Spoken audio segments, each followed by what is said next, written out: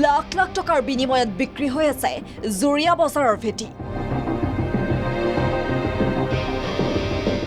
যধে মধে যেনি তেনি নিৰ্মাণ কৰিছে অট্টালিকা। ক্ৰমাৎ ঠেক হৈ পৰিছে জুৰিয়া বজাৰৰ ভৌগোলিক অস্তিত্ব। বজাৰৰ লেচিৰ পৰা অসাধু চক্ৰ আৰু মাতাপৰে লুটিছে কোটি কোটি টকা।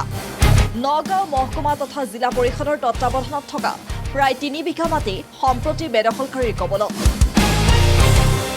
অৱসৰপ্ৰাপ্ত বিদ্যালয় পৰিদৰ্শক, জিলা পৰিবহণ পৰিদৰ্শক লাট মণ্ডল, শিক্ষকৰ পৰিয়ালেও বেদখল কৰিছে জুৰিয়া বজাৰৰ ভেটি। এচাম মুখা পিন্ধা ভদ্ৰলোকৰ হাতৰ মুঠিত সম্প্ৰতি জুৰিয়া বজাৰৰ অস্তিত্ব।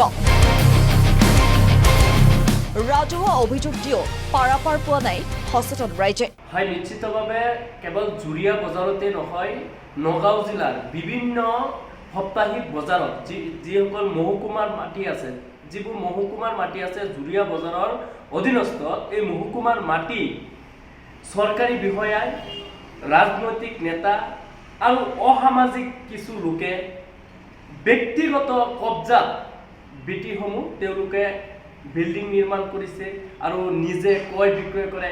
এনেবোৰ কিছুমান অভিযোগ দীৰ্ঘদিনৰ পৰাই উত্থাপিত হৈছে আৰু আমিও বাৰম্বাৰ সংবাদ মাধ্যমৰ জৰিয়তে বিভাগীয় কৰ্তৃপক্ষক লিখিত আকাৰে বিভাগীয় কৰ্তৃপক্ষক আমি জনাইছোঁ যদিও কিন্তু ইয়াৰ কোনো ধৰণৰ সুফল পোৱা নাই।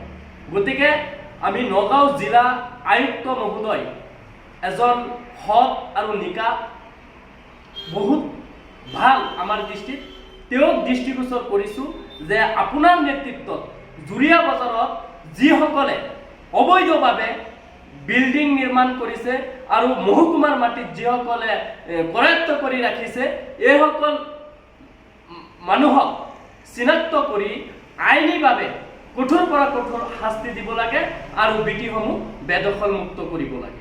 শেহতীয়াকৈ জুৰিয়া বজাৰৰ ভেটি কেলেংকাৰীৰ বিৰুদ্ধে পুনৰ এক লিখিত অভিযোগ দাখিল কৰিছে নগাঁও জিলা আয়ুক্তক। যিকোনো খবৰৰ বাবে যোগাযোগ কৰক 7099017330 লগতে 7099017110 নম্বৰত।